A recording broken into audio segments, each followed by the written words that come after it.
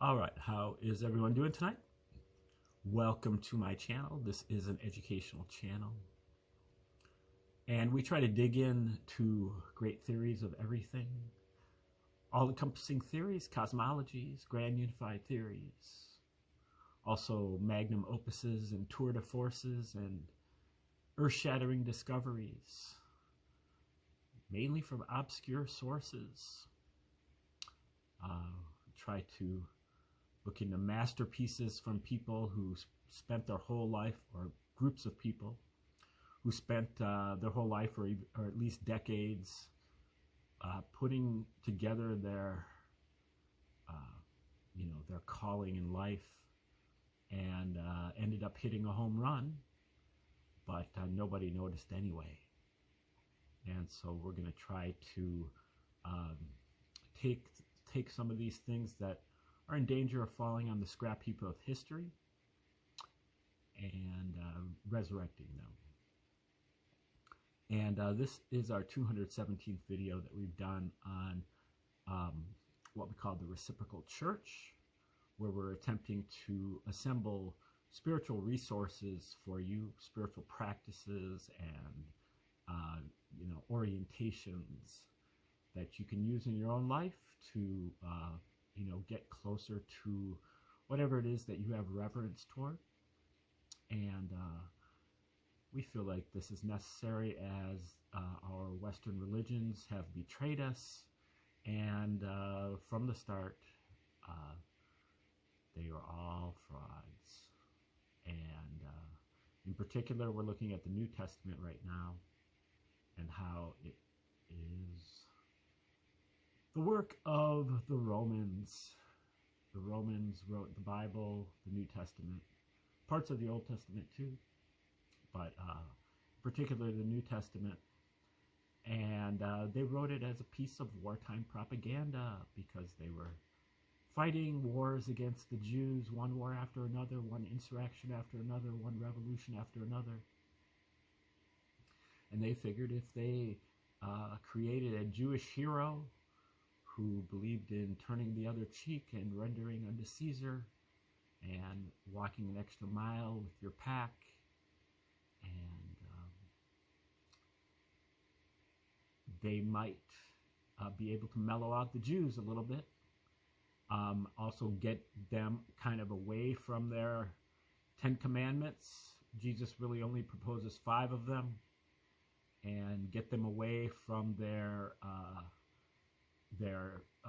cleanliness laws, their kosher laws, get them away from their circumcision, and even their graven images, or really all of their Levitical stuff.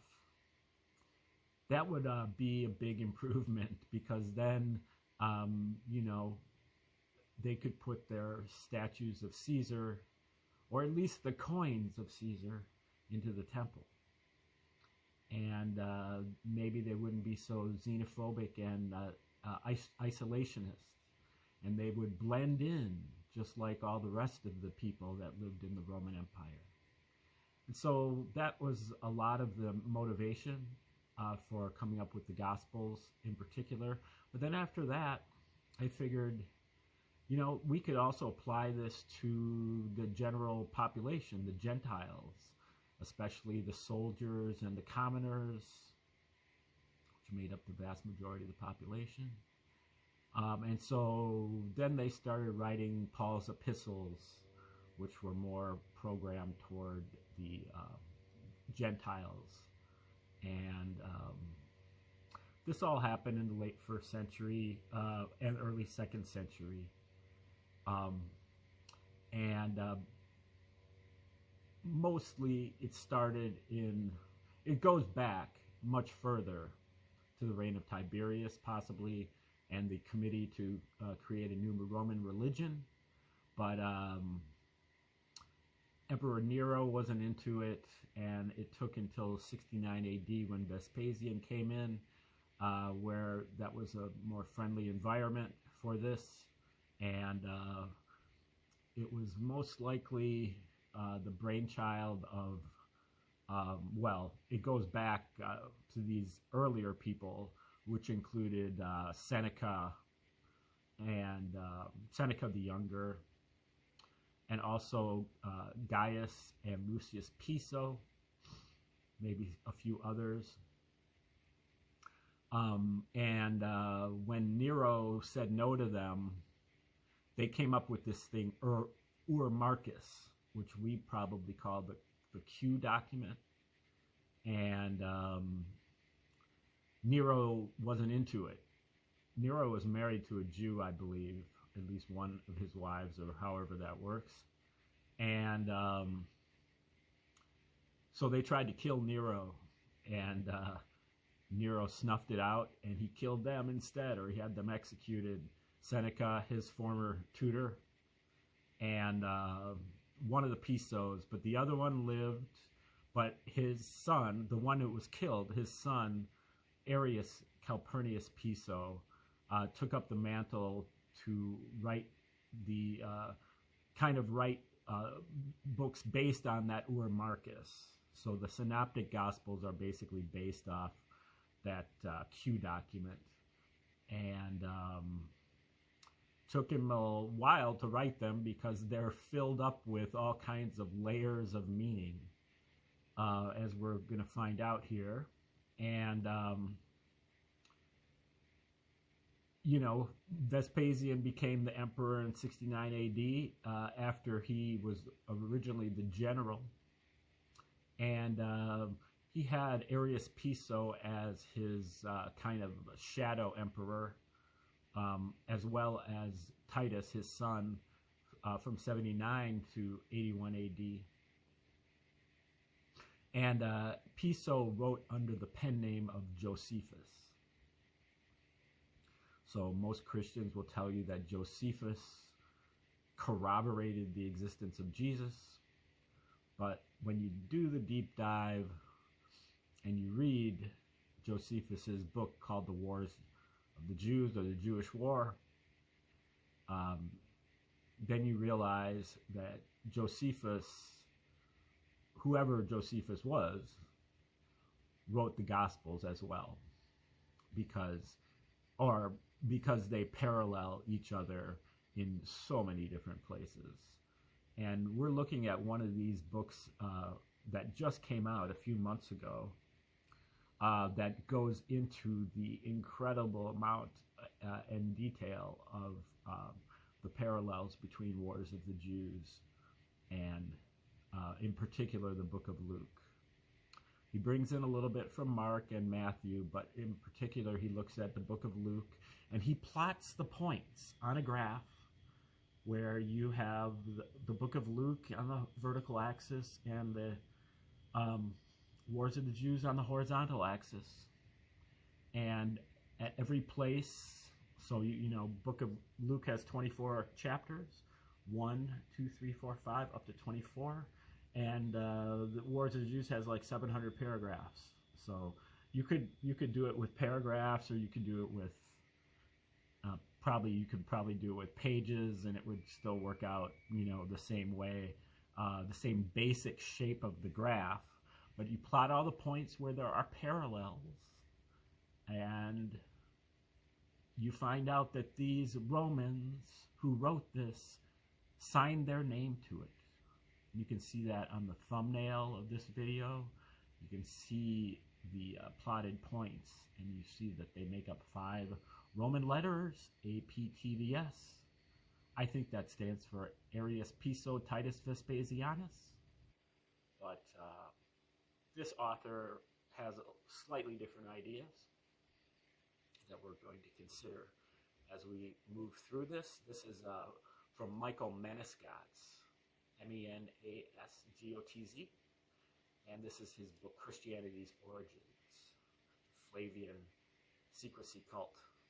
And the Flavians are the dynasty of Caesars there with Vespasian, Titus, and their son Domitian, or not their son, Titus's brother, Vespasian's younger son, Domitian, who was emperor from 81 to 96 AD. And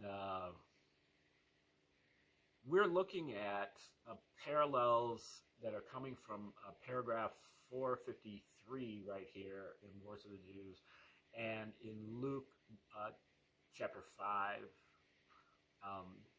somewhere there, where they're on the Sea of Galilee.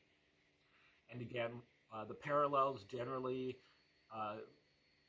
there are many different categories of parallels, but a lot of them have the character of whatever Jesus prophesies in a parable or symbolically, Titus fulfills the prophecy literally. And so that's kind of a double bind. You think, oh well, Jesus is such a prophet, but he's prophesying his second coming as the Emperor Titus. So because Titus was after Vespasian became the emperor, his son Titus took over as the general. So this is all the parallels between Jesus's 3-year ministry in Galilee or in Judea and Titus's 3-year military campaign in Judea. And so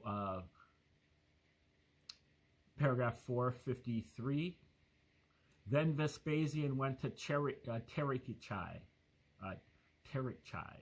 the other side of the lake from Sea of Galilee, and held council to decide the fate of the Jews, whose safety he had assured. And he was tempted to free them. In effect, he was suggesting, this is in parentheses, in effect, he was suggesting he would forgive their sins. But his friends suggested this was wrong, and instead suggested something wrong. In particular, they said he should do what is profitable, not what is right. So Vespasian gave them an ambiguous liberty to leave, but to go to Tiberias. And they went along with their effects, anticipating freedom. But at Tiberias, Vespasian instead slaughtered or enslaved 37,000 of them, implicitly causing them amazement and fear. Now when we go to the book of Luke, chapter 5, then Jesus went over the lake, and there was implicitly a council in the form of doctors of the law. And seeing the faith of the sick man, Jesus said, "Your sins be forgiven." But certain scribes said that what Jesus was doing was wrong. Jesus said, "Why think you evil?" In response, Jesus said, "Is it easier to say, 'Your sins be forgiven,' or to say, 'Arise and walk'?" So Jesus said, "Arise, take up your effects, and go to your house." And they were all amazed and filled with fear. So, again, this is a pretty thick set of parallels. A council on the other side of the lake, forgiving your sins, but they suggested that was wrong. In Jesus' case, that was the scribes. And then he gave them liberty to leave, arise and walk. And they were amazed and filled with fear. Unfortunately, Vespasian, it's usually Titus, but in this case, it's Vespasian. This is the very beginning of the campaign. So this is part of Mike Menescott's thesis. He's thinking that this was originally written by Vespasian, but when Vespasian died, Titus came in and edited some of them to put him into it also. Now, Titus definitely revered his father. He had him deified. So Vespasian, and which is an official Roman, pronouncement or whatever. You have to have a trial in the Senate and stuff like that. It took like 6 months to do it, but he had Vespasian, his father, deified. He became the fourth emperor to be deified, along with Augustus, Julius and Augustus and Claudius, and then Vespasian, and then eventually Titus was also deified. Unlike Domitian, who got the damnation one. But Roman Piso believes that Domitian was actually a good guy. Domitian banished Arius Piso to an island or something, Bithynia. I don't know exactly where that is, but so again, there's a lot of parallels there in just a fairly short amount of text. But if you read them, one after the other, you might not notice it because they're woven in there pretty tightly. But you see about basically half a dozen of correspondences there, parallels right there, which makes it pretty obvious that they were both kind of written parallel to each other, but it's crafted so well that it's pretty hard to see it. Even if you're looking for it, you can see it, but otherwise it's pretty hard. Again, the idea is that they wanted to get away with this. They didn't want to be caught, but they did want to be caught eventually. If you would probably ask them, tell them that it's been almost 2,000 years and they still haven't gotten caught, that they would be like, oh, well, we were hoping to get caught earlier than that. We wanted to be, this is how they wanted to become immortal, by being so infamous to have pulled this off and created, really not one, but two religions, including Islam. Oh, I guess that's more of his relatives. But to have created Christianity and probably some other religions, and then to be, eventually found out that they did this because it's a genius thing. There's no, got to give the devil his due, even though they created the devil as well. It's always got some good news and some bad news. Jesus doesn't exist, but either does Satan. They both were created by the Romans. If you read the Old Testament, there is really no Satan. In the Satan word is used a handful of times, but every time it's to refer to an individual who is like a human individual, who is like an obstructor or who's in your way, not like the arch source of evil. That's like that's Hollywood. That's Hollywood kind of stuff, not Jewish stuff. Okay, let's get back to the text here.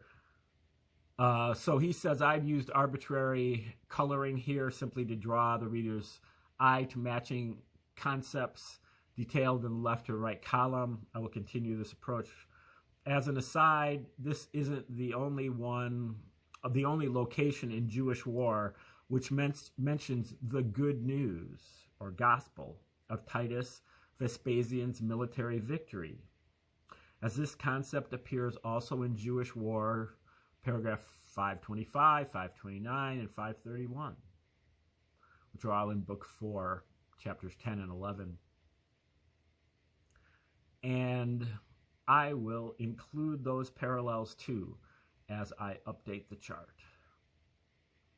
Throughout this book, I will also display the locations of the parallels on charts, adding to them as I go, so the reader can see that I am plotting the parallels in the correct locations.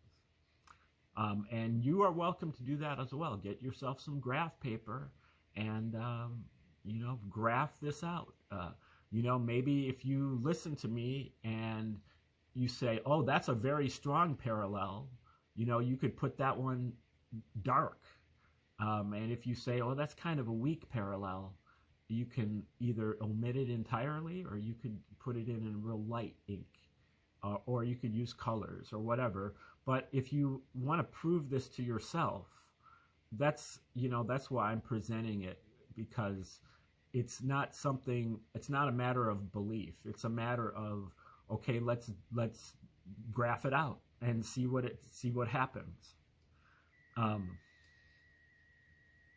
Again, if the reader doubts that I am plotting these locations accurately, the full texts and translations are widely available online.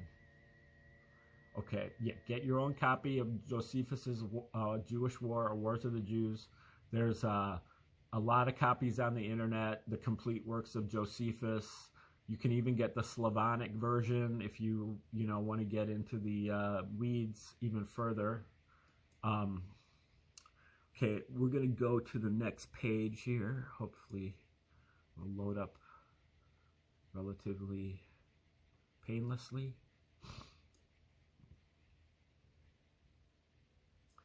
It's like the zoom function is really hard to operate. Okay. So, having shown the existence of this series of parallels between the stories, or at least this very small excerpt of it, I will now compare the three possibilities it offers. Either Jewish War and Luke are parodying some earlier myth, or Luke parodies Jewish War, or Jewish War parodies Luke.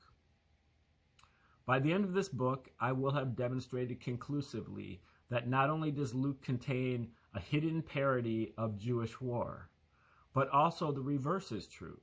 Jewish War contains a hidden parody of Luke. This, along with the APTVS pattern,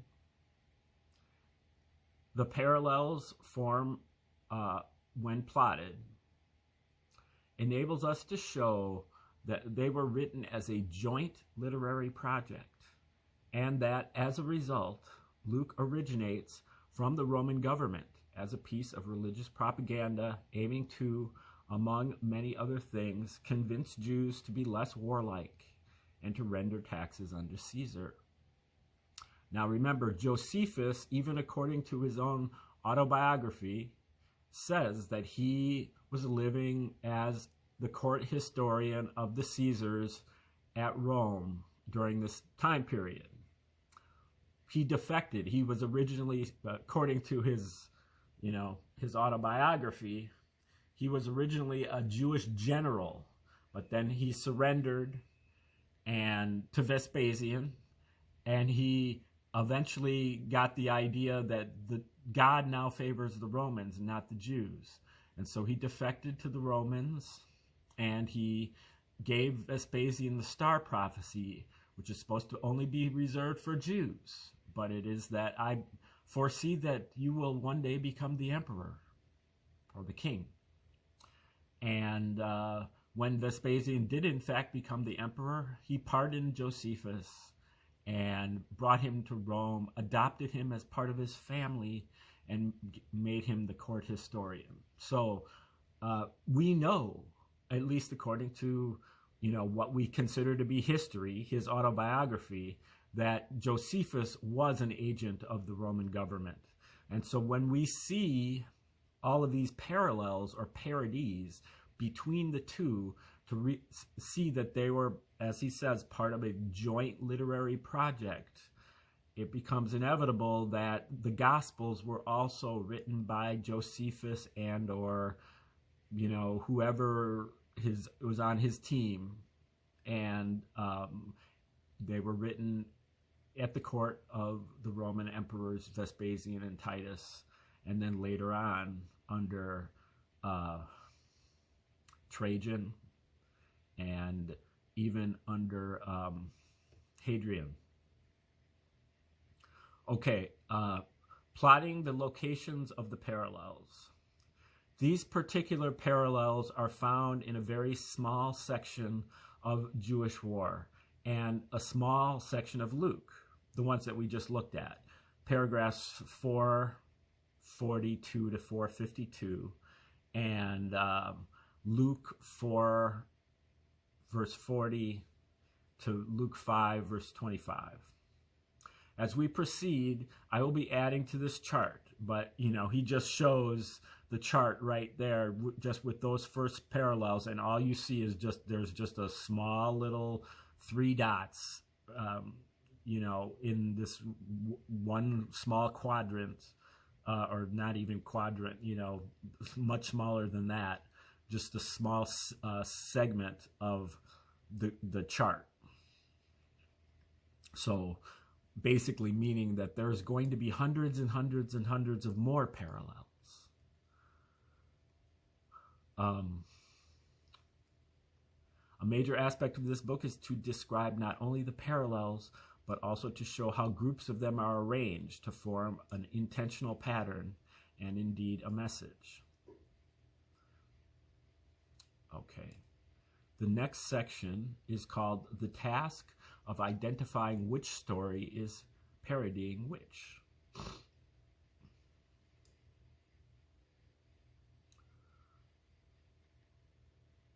One approach to help us figure out which story is the parody is to observe the 2 scenarios from the perspective of the author.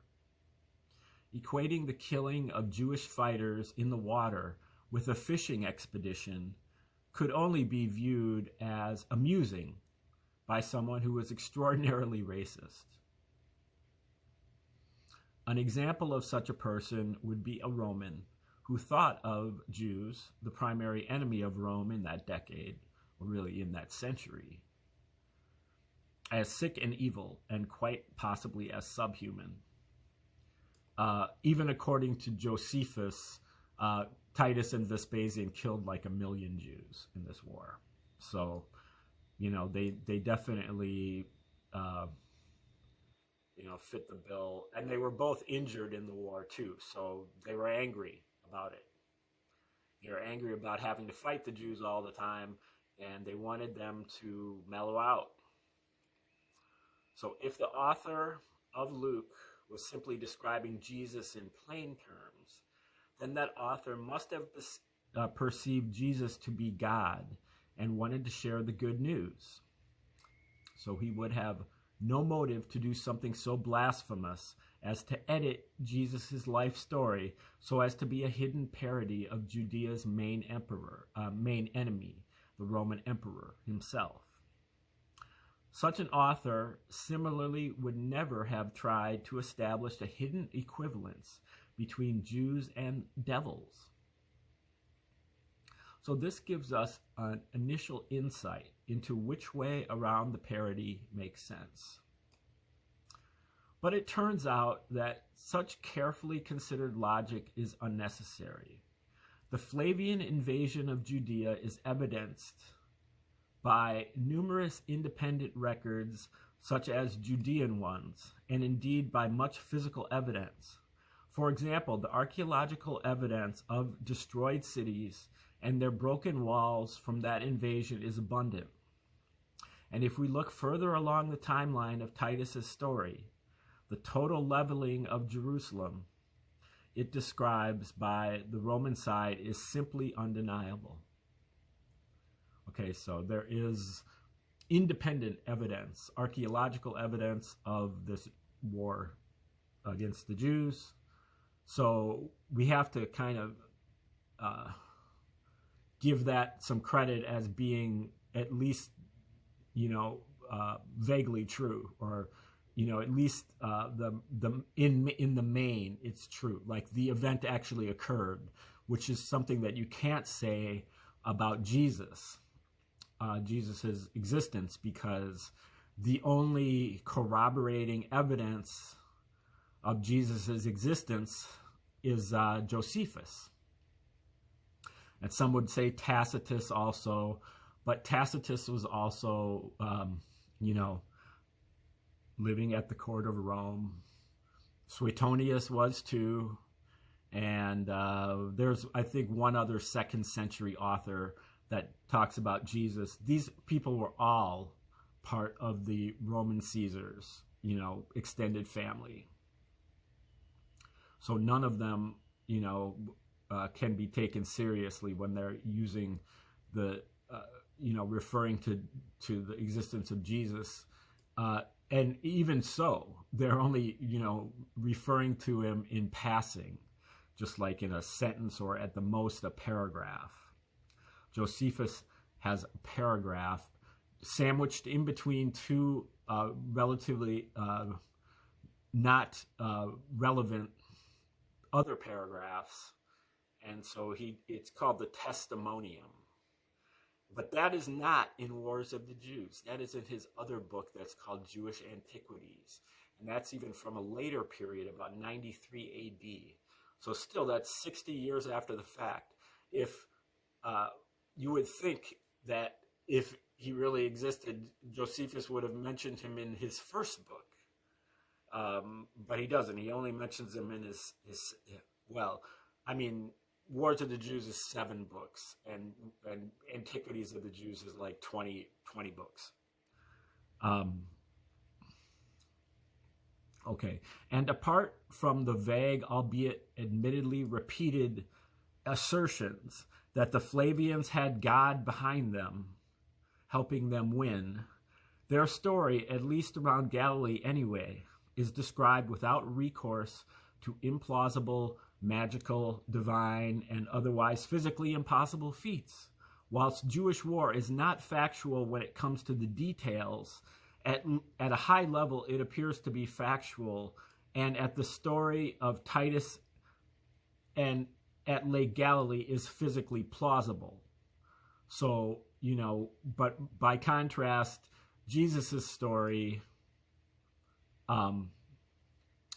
is undeniably that whilst Jesus avoids claiming to be God's son, the story aims to lead the reader to that conclusion. Therefore, if Jesus' story is factual, this requires us to accept a God whose son was able to magically fill the fishermen's nets to bursting, and who later walked on water on that same lake and turned to water into wine in that region, among other miracles such as raising people from the dead. It's remarkable how the independent evidence for Jesus Christ is totally absent.